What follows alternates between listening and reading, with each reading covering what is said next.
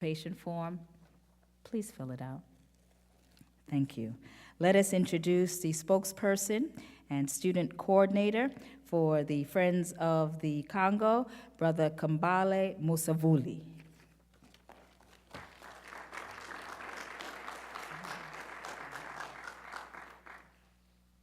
Good afternoon. All right, I have to wake you guys up for a second again. Good afternoon, everyone.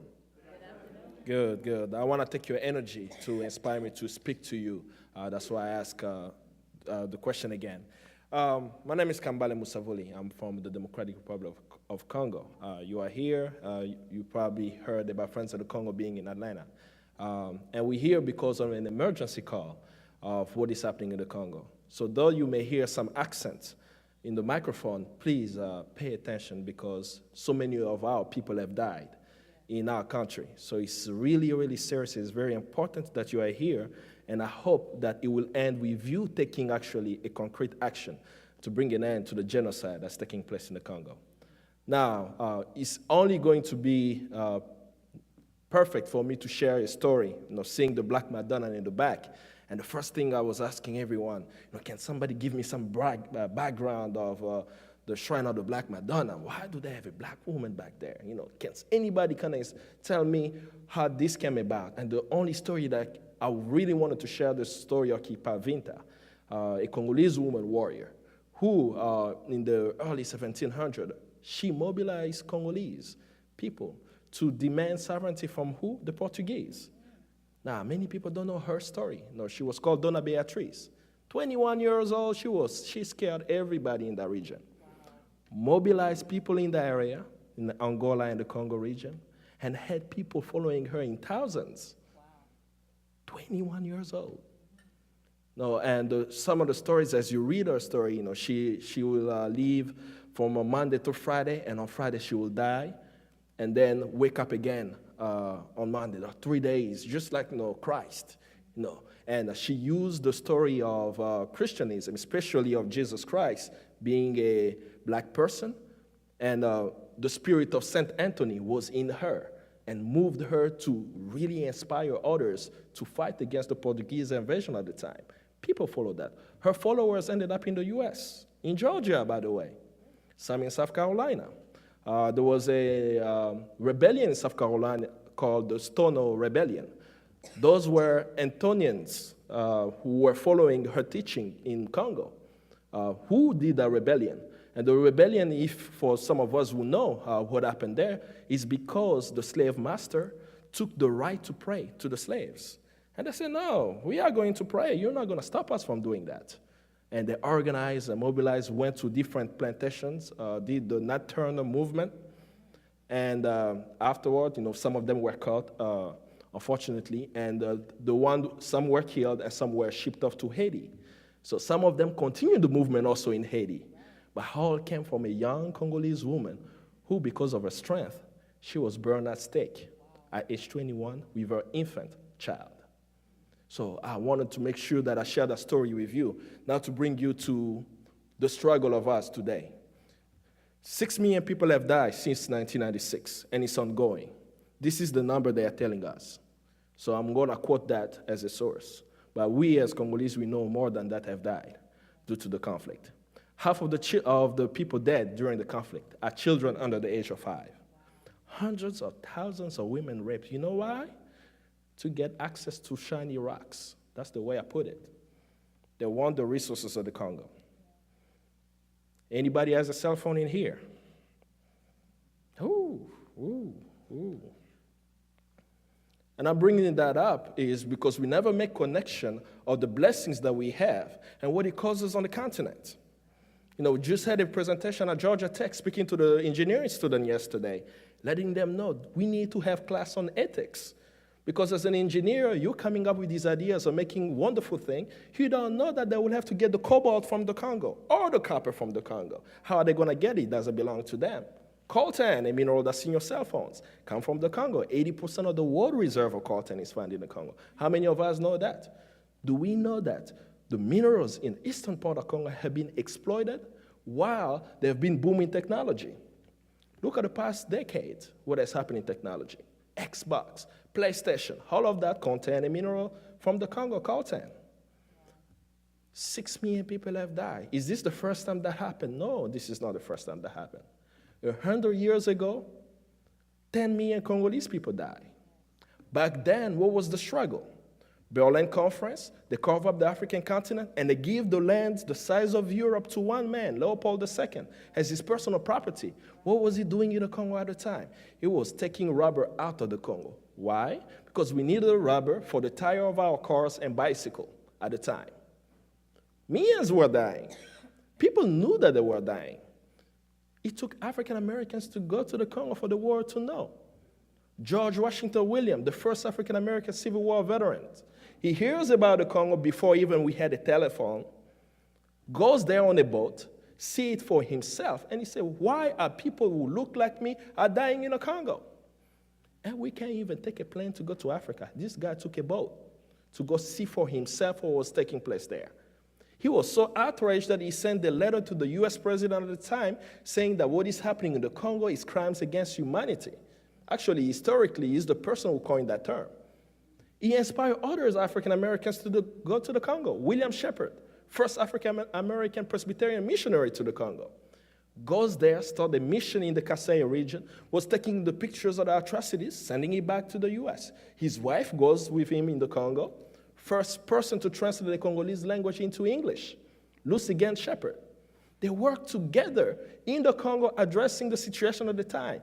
10 million people were dying, their hands were chopped off, they were killed, brutalized, the women were enslaved, raped by the colonizers at that time, and the world was silent. And another inspiring story, a free slave, Maria Fearing, went to school in her 30s, and after she finished, she started teaching in Talladega College in Alabama. And when she was 54, if I'm not mistaken, she hears William Shepherd speak in her community, because what he was doing to support his mission, he will come back to the US and speak in different campuses and communities to raise for his mission in the Congo. So he's speaking at the college where she was, and she said, oh my God, 10 million people are dying. Are you telling the truth? I said, yes. 10 million people are dying in that country. I need your help. And she asked him, how can I help you? He simply said, come to the Congo with me. Now, she doesn't have any money, She's just a teacher. Not long ago, there was an Emancipation Declaration saying that she's not free. So she doesn't have anything really to go there. So she said, okay, what am I going to do? Think about it for about a year or so. She sells her house, take the money from the sale of her house, and goes to the Congo. What was she doing in the Congo? She built a mission to protect young women. Why? While the Belgians were still controlling the Congo, there were also the Arab slave trade that was going on. So the slave traders were coming to take some of the young Congolese women at the time. So she built a house for them to protect them. She was teaching mathematics. So how could she do that? We didn't have airplanes. She also went on a boat because she saw that people who look like her are dying. And she acted. And because of her work, William Shepherd's others joined. Booker T. Washington, the Jesse Jackson back then, said, well, I may not go to the Congo, but I'm going to use my political platform to speak about the Congo. So he wrote an article called Cruelty in the Congo Country. Mark Twain, he said, well, I'm an author. I may not go to the Congo. What can I do? Use my talent as a writer to speak about the situation in the Congo. Our European allies heard the same thing. Joseph Conrad, he hears there is something really strange happening in the Congo. What can you do? He goes there, see for himself, writes a book called Heart of Darkness to speak to a European audience about what he saw. But their mobilization in Europe and in America helped end that genocide. That was before the Holocaust now. 10 million people died. Why? Because they needed to get to the rubber. But when the killing stopped on November 15, 1908, when Congo was taken away from Leopold, he wasn't given back to the Congolese. He was given to Belgium. So the exploitation continued. But there was still a connection of people that continued to work with the Congolese. Somehow, one of our elders had access to Marcus Garvey's newspaper. Simon Kimbangu, I still wonder how he was able to get access to the paper. He started mobilizing people. I call him the community organizer way before Obama. Mobilizing people in the Congo to demand sovereignty, sharing with them the Pan-African movement that was taking place, and in some instances, they were memorizing these pages so they could recite it to the people of what Marcus Garvey was doing on the outside. And also, you have to remember Simon Kimbangu is a descendant of Kimpavinta that I shared with you. So he also had the spirit of always demanding for sovereignty during the time. But he was in prison for 30 years. How many of us know that? We know Mandela spent 27 years in prison. Do you know that Simon Kimbangu spent 30 years fighting Belgian colonialism? So, no, he wasn't the only one who fought. He inspired others to keep fighting. Kwame Nkrumah goes back to Africa. He goes to Ghana. He helped his country after living here in the U.S., and he helped his country to gain independence. Then he calls the Fifth Pan-African Congress in 1958. He had a vision of a united Africa. He saw the capital of the United States of Africa in Kinshasa. So he already even had the plan. So he brought African leaders together to see how this plan could be formalized. He brought our leader, Patrice Lumumba, there. He said, go to the Congo, do the Yes We Can movement, demand that there is independence that happens there. He goes there successfully, and he was killed. But the vision of Pan-Africanism, of rising up, stay within the people. And from that time, from 1960 up till today, the Congolese have risen. But their challenge has always been, we haven't been able to connect with you as we used to. Congo will not be free if you are not connected with the Congolese people, just as you did with South Africa. So our call to action to you is to see with what I share with you in a few minutes, the 6 million deaths that have happened in the Congo. I can speak about the complexity of who is fighting. Right now, that's not needed. Right now, what you need to know is people are dying unnecessarily. Yes. And there is something you can do about it.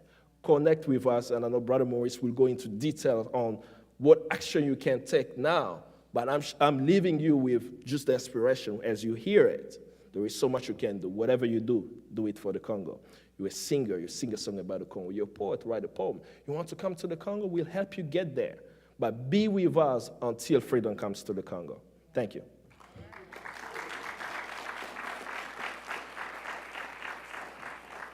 Wow. There is so much that our enemies do not want us to know about ourselves. And if they can continue to keep us separate and confused about what the issues are, then they continue to have an advantage on our people. Let us welcome the director, executive director of the Friends of the Congo, Maurice Carney.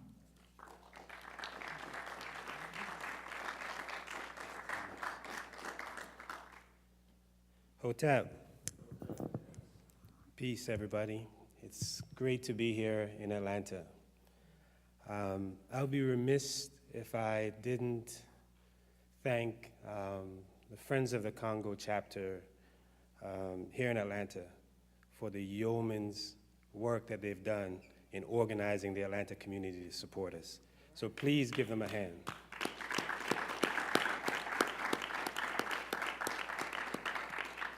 I'd also like to thank the Shrine, the Black Madonna, for hosting us.